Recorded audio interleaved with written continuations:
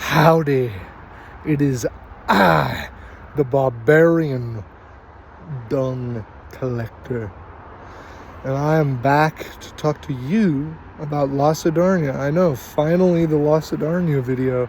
I know the 5 people who watch my videos were getting really worried about where I was. I know I'm a very popular YouTuber, so my apologies. But Lassadarnya, I'll just jump right into it. I think she's an underrated divinity immensely. I think people are sleeping on Lassadarnya when they should be sleeping with Lassadarnya. No, but in all seriousness, she is, to clarify, she's the goddess of motherhood. She's the goddess of family. She's the goddess of kindness. Not Azazeya, not San. A lot of people get that mixed up because San is the goddess of compassion.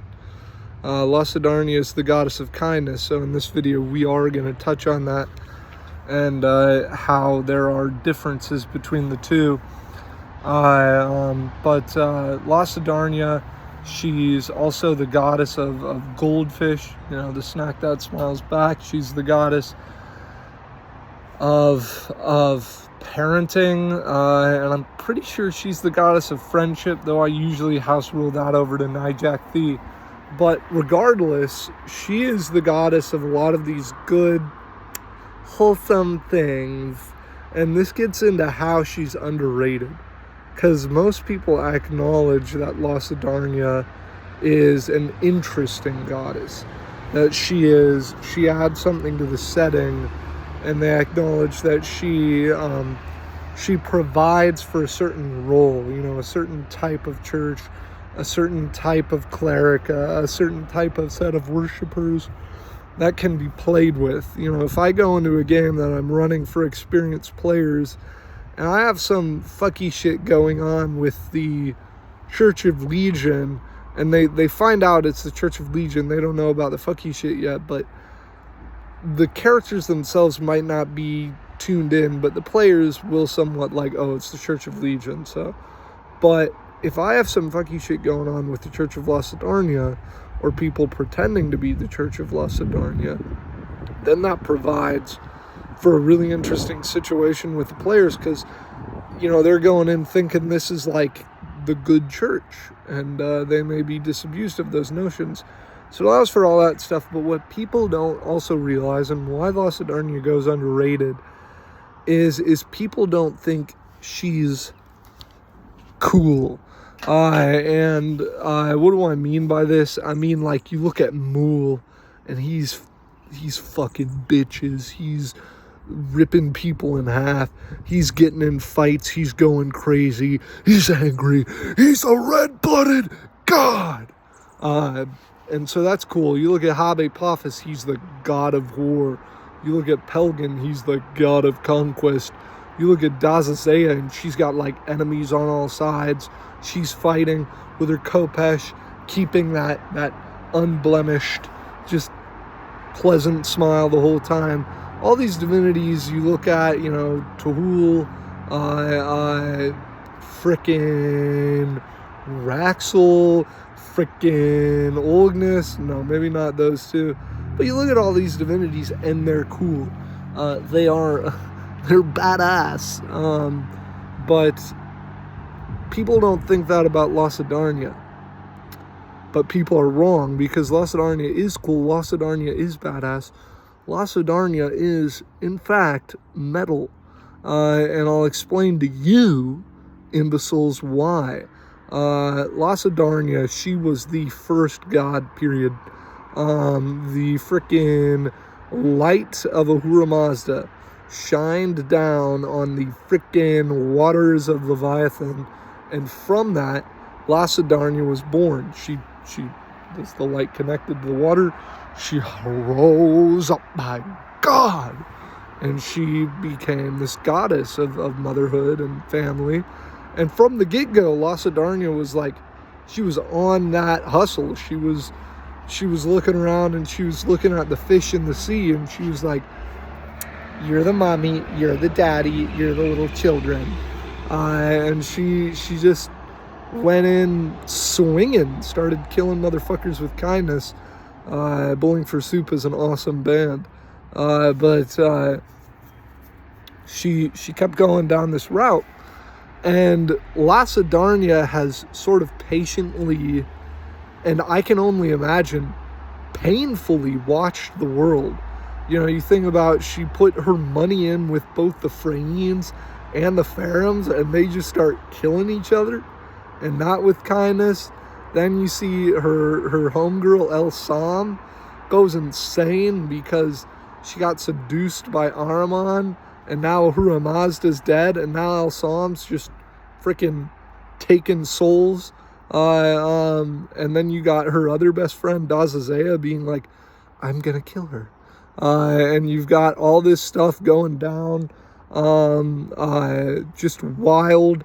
And people, like, Lassadarnya is a married goddess too, and not like in the way that, say, you got Fatash and like, she's just straight up in a marriage with Dingan, with Dingan, like, just the god of the river, and he's this sailor god, and he's married to Lassadarnya, and they're tight, but Lassadarnya is also tight with Fatash, and Dingan and Fatash hate each other, and Lassadarnya, she's tight with so many divinities, and she's just in it. She's the team mom. She's running out when Pelgan's getting ready to send a crusade into the dark forest of fear. Have you eaten anything yet? You can't go out and not eat. But anyway, I know some of that didn't sound badass, but if any of you have in the audience have had like a hardcore, like hardworking mama, I think you know how some of those things can be badass. But anyway, so I think she's super fucking cool. But on to some of the more substantial transubstantiation, turning that water into holy water, baby. Let's go. That's something Lassadarnya lets you do. That's another badass thing. Holy water. Imagine you're a vampire, right? You're a vampire or some other form of contaminated, and you're just getting ready to devour someone, and they're just like, imagine how brutal that is, how insane that is to experience, just getting water sprinkled on you, and you're done. You're done. You demons, you're done. You vampires, done. Bye-bye. And if you frickin' put a baby in that, nobody's gonna hurt that baby because it's been dipped in the holy water. So she is, speaking of holy water, she's the goddess of light and water. And I believe she's the only divinity of light and water in the book. Lassadarnya, so how do you put those things together? So first of all, you have light. What are some things we get from light that we can apply to Lassadarnya? We've got wisdom, righteousness, virtue, and, in a way, judgment, because she's the goddess of forgiveness, which is itself a form of judgment. You're judging someone as not exactly not guilty, but you are making a judgment call to exonerate someone from their guilt, which means you have to dub them as guilty first. That's something a lot of people don't realize about forgiveness. You have to acknowledge that someone did something worth forgiving, which means it had to be bad. Because if it wasn't that bad, there's no reason to forgive. You can just move on. So forgiveness is a form of judgment. So you've got virtue, light, righteousness, wisdom, and judgment. But then what do you have from Leviathan? Well, you've got depth. Leviathan goes very deep. Lassadarnya is layered, not in a duplicitous fashion, not that she's wearing masks, but in that she has a very deep core. and there's many facets to her as you go down, and they're all real. None of them are fake, but some of them are just more potent. Like Lassadarnya, the mother, the maternal sort of matriarch, is a far deeper and more primal aspect of the goddess than the much newer Lassadarnya, the charitable, the kind, Lassadarnya, the giver, or Lassadarnya, the, again with the mother, is older even than Lassadarnya, the wife. So there's these deeper layers that can be indeed more primal, but also with water you've got clarity. So Lassadarnya has her wisdom and her judgment, her forgiveness and her righteousness and her virtue and all that. She has that with clarity. It's not murky for her. Things are pretty clear, even though they're very deep, and things are different and things are complicated. And Lassadarnya knows that because the ocean is complicated. The ocean is a giant orgy, but still Lassadarnya sees her values clearly. For example, Lassadarnya doesn't have any circumstances where it's like, well, you shouldn't, steal, but it's okay to threaten people. Like there's no sort of, well, you get the bad with the good sort of thing. No, it's all consistent. It all makes sense together. And so when you mix light and water, you get that bright, you get clear depths. You get depths with clarity as it has light shining through it. And you get this sort of fertile ground. The creation of Ahura Mazda mixed with the fecund, sort of vivid, vibrant world of the ocean, giving way to production, to motherhood. And Lassadarnya embodies all that. So as for sort of her dogma, so she's all about family. She's all about treating your family well, loving others, forgiving others. And again, this is all very consistent.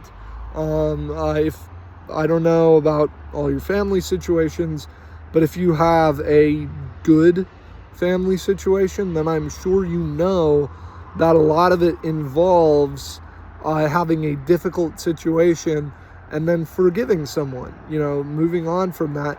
But again, forgiving is different than moving on, but you get what I mean. Lassadarnya, she's also all about being caring, being good people, going about your lives and living for beauty and truth and goodness. She teaches, she's not anti-wealth like San is, so she wants you to have as good a life as you give others. There is a sort of sense of benevolent selfishness in her worship, and what I mean by that is sort of selfishness, keeping some things for yourself so that you will have more to give later. So she's got this very sort of, again, very clear and straightforward but deep dogma, but a lot of that is explained in the book. So what about her agenda? This is important to note. What is Lassadarnya trying to do? Well, I think it's quite clear she's trying to fix things and hold them together in some sort of fashion. So the world has gone wacky. El Sam, the protector of children, is no longer protecting kids. Dazazea, the goddess of happiness, is the most prolific war goddess, the only divinity more warlike than her at this point being Habepathis. Frickin' Ahriman and all his bully boys, Ahriman's rambling gang of thugs, are trying to destroy the world.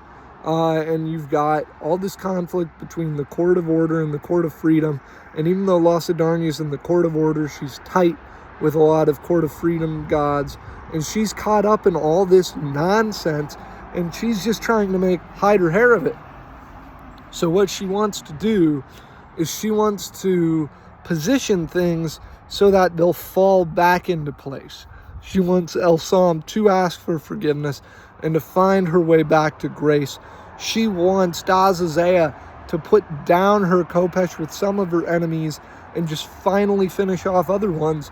You know, with how long Dazazea has survived, from Lassadarnya's perspective, Dazazea could have theoretically beaten Ajira if she'd just leave Laku alone, if she wasn't in this conflict with Elsam, if Elsam was more noble, if Dazazea was not also fighting Mul, if Mul would back off, Dazazea could beat Ajira, who, as much as Lassadarnya is willing to forgive Ajira, I assume Ajira is one of the divinities being the god of,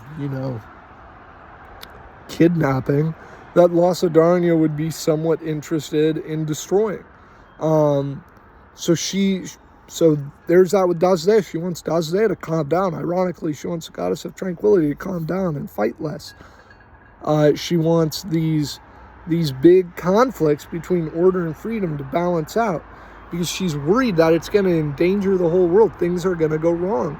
She's got that mama sensibility. She doesn't want her kids to fight. She doesn't want things to delve into chaos. She needs to get a handle on everything and nurture the world, not drive it into destruction. So the sorts of mortals she's going to select and the way she's going to play that up is she's going to look for people with both the will to do good, the reason to differentiate good from bad, good hearts, and resources. She's not a Sanite. She's usually not going to find the downtrodden. She's going to find good people with the power to do good. So she is getting involved in politics. Lassadarnians should be very political.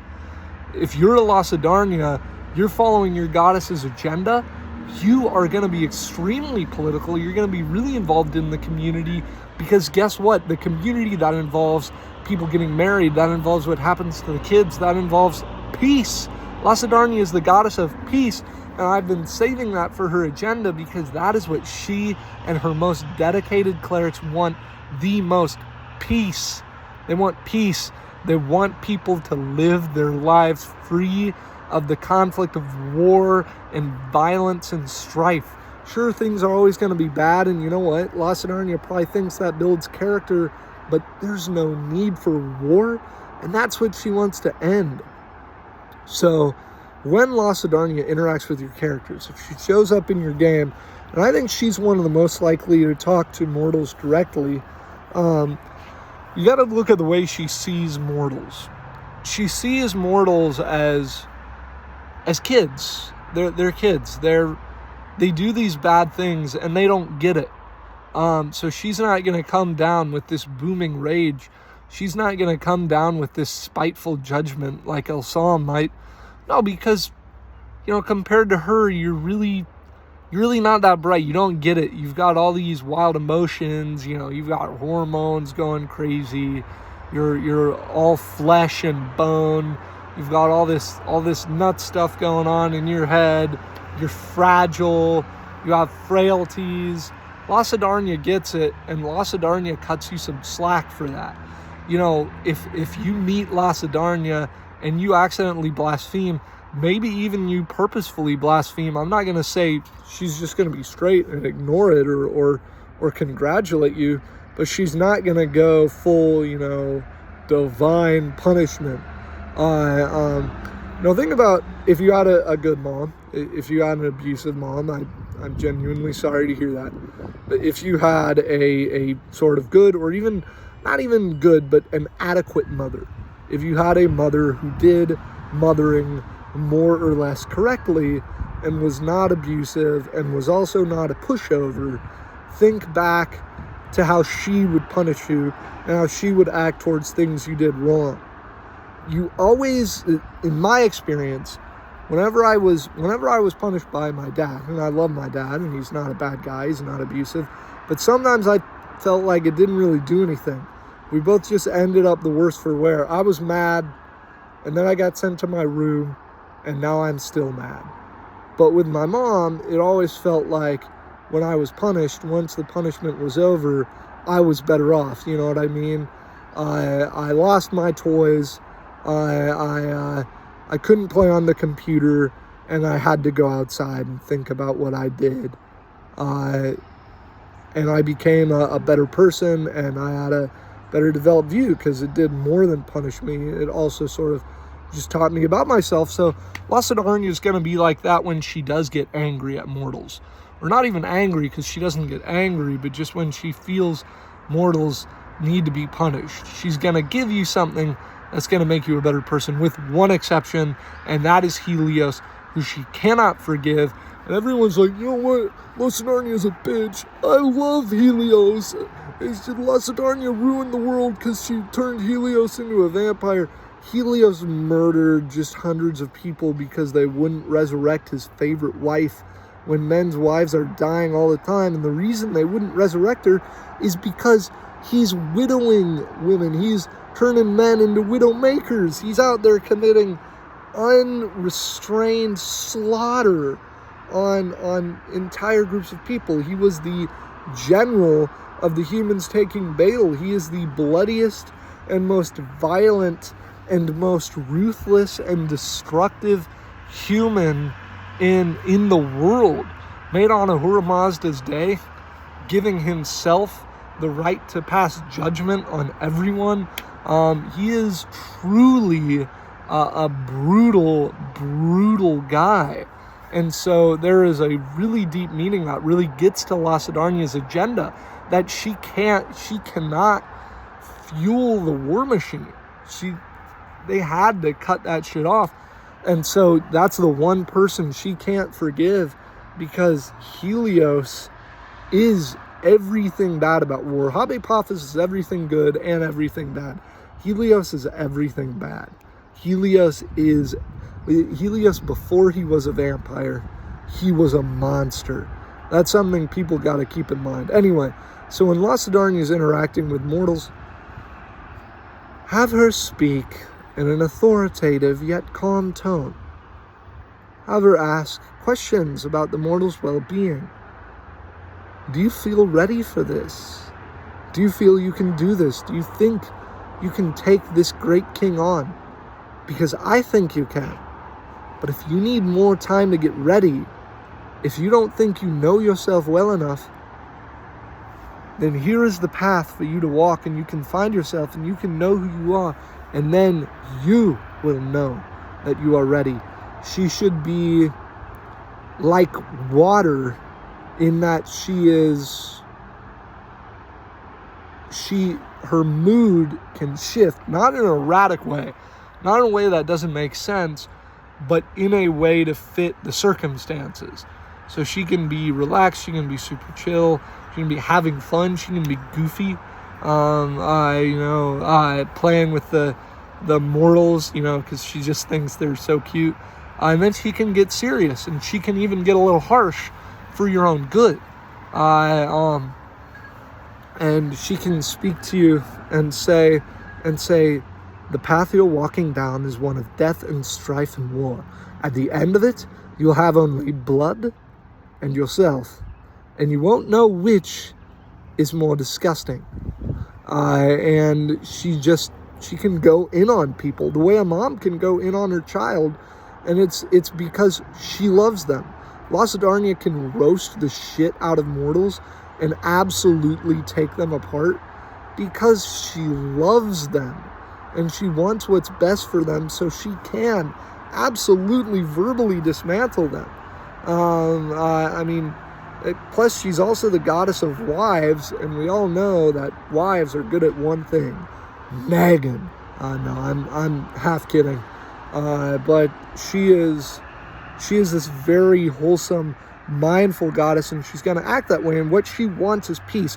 Every interaction she has with mortals should, at the end of the day, lead to that she wants peace. She's talking to them about peace, about ending the war. She views mortals as good, horribly flawed little kids who need guidance and who can find peace, but are just so torn apart by the broken parts of their psyche And that's what she wants to do. She doesn't want to fix your psyche like Zansaro does. She wants you to be free, but she wants you to be safe.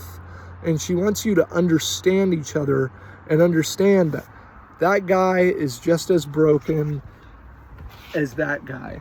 And with that knowledge in your mind, you will treat individuals better because they're just as bad as you. They're just as good as you. But there are things in her agenda that must go, things that can't stay. Things like kidnapping, things like abuse of women and children. Lassadarnya is on a crusade to end these things, and she's going to speak with passion about them, and her clerics are going to speak with passion and talk about badass. You know what's badass? In a world like Kvegathale, standing up and saying as a human man that you don't want to see women abused, standing up as an ogre or a Freyne or anything, and saying you're sick of kids getting hurt, and saying that you, a Lassadarnian cleric, usually not a combatant, say, I'm going to put myself on the line and I'm going to stand up against the scary predator elves. I'm going to stand up against the Mihangi. I'm going to stand up against motherfuckers who could all kill me, because I don't want to see women, children, mothers, wives, sons, daughters. I don't want to see them get hurt anymore. I don't want to see them taken advantage of. I'm tired of it. I'm not going to tolerate it. I'm going to stand athwart it. You will not take that child until you take me. That is heroic, and that is extremely badass in a world like Kvegathale. And she's also trying to get rid of the contaminated that she partly helped create. And she's trying to make the world a safer and better place to live. And that's just a great way to play her. And when you put her in your plots, she can, antagonist, protagonist. So as Lassadarnya makes a perfect protagonist divinity for a quote-unquote good aligned party. She will show up, she will help you, she will guide you. You have clerics of hers. They will stand up to the baddies, and they will use their rituals to heal and protect the goodies. And she can be this great sort of presence, or maybe none of you are clerics, maybe none of you are all that good, but she can be this virtuous thing. Like, we do all this bad shit, and we do some questionable stuff, and we're traveling around, we're walking through mud, we're surrounded by disease, we're killing motherfuckers for money, we're doing all this weird, questionable stuff that maybe we don't feel great about. And then we go into that temple of Lassadarnya, and it's different, and it's emotional, because we go in there, and like to be forgiven, and I'm saying this as a Catholic, to be forgiven for something you truly thought was bad is emotional for a lot of people in real life. Now, imagine in Kvegathale all the horrible things that can happen to you and that you can do, and just all the brutal divinities, and that there's one that can look at you and can be disappointed in you, can be sad about what you did, but can still forgive you if you ask for it. That's insane. That's painful, but in the best way. And so these mercenaries and thugs, they're going to go into this temple, and that's going to be, that could become like a big part of your saga. Like, whenever they come to a town, whenever they've done this fucked up shit, they're like, all right, we have to find the nearest temple to Lassadarnya. We need to, bros, I'm feeling it. I'm in a rough spot. I need to go to a temple of Lassadarnya. Me too, brother, me too. And then they go there, and they have this emotional experience. Now, as an antagonist, I want to bring it back to the politics. How far, if you believe the world is a horrible place, and many Lassadarnians do, and if you believe that it cannot be destroyed, it must be saved, and if you believe that people are in danger children are being kidnapped, women are being raped and abused, all these terrible things are happening. If you believe all this, and you have a position of political power, how far would you go to stop it?